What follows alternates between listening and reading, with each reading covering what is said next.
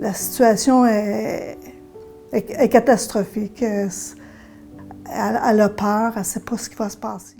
À quelques semaines du 1er juillet 2022, nous constatons que la crise du logement affecte particulièrement Laval. Ce sont plus de 10 000 familles lavalloises qui actuellement n'ont pas accès à du logement qui répond totalement à leurs besoins, dont 1 300 sont sur des listes d'attente pour avoir accès à du logement sociable et abordable. Depuis des mois, nous recevons des courriels et des appels de citoyens et citoyennes qui vivent avec le désespoir et surtout la peur d'être mis à la rue par leurs propriétaires. Bonjour, mon nom c'est Diane Doucet.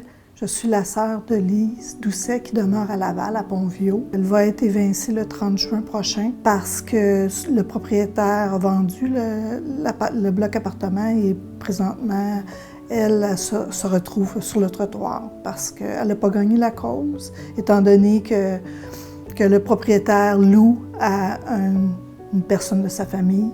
Elle est présentement, elle a 69 ans. Elle vit présentement avec son fils d'une trentaine d'années qui est sur le bien-être social. Et sa jeune copine, elle a une maladie incurable, une maladie grave qui s'appelle le PTI, qui doit consulter régulièrement.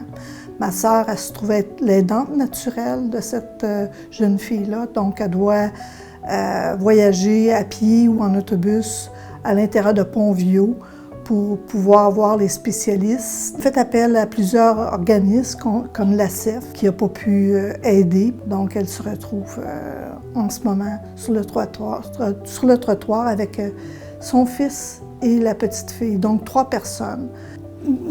J'ai contacté l'ACEF, j'ai contacté l'Office d'habitation de Laval qui m'a répondu qu'elle était sur une liste, qu'elle n'était pas la seule dans une situation catastrophique en ce moment, donc ils ne peuvent pas prioriser cette situation. On ne sait plus où cogner. Tu sais, j'ai l'impression de tourner en rond, là. Donc, c'est comme une cause perdue d'avance. Puis, à Laval, dans le coin où se caresse, il n'a pas de logement au prix qu'elle peut payer selon son revenu familial, qui est très faible. Triste, je suis vraiment désarmée par rapport à ce que je peux faire, puis ce qu'on peut faire, puis ce qu'elle peut faire. Alors, joignez-vous à moi en soutien à Lise et Diane et tous ceux et celles qui subissent actuellement la crise du logement pour envoyer un message à l'unisson auprès du ministre responsable de Laval, M. Benoît Charette, ainsi qu'à la ministre responsable de l'Habitation pour le Québec, Mme André Laforêt, que Laval a droit à plus de logements sociables, communautaires et abordables.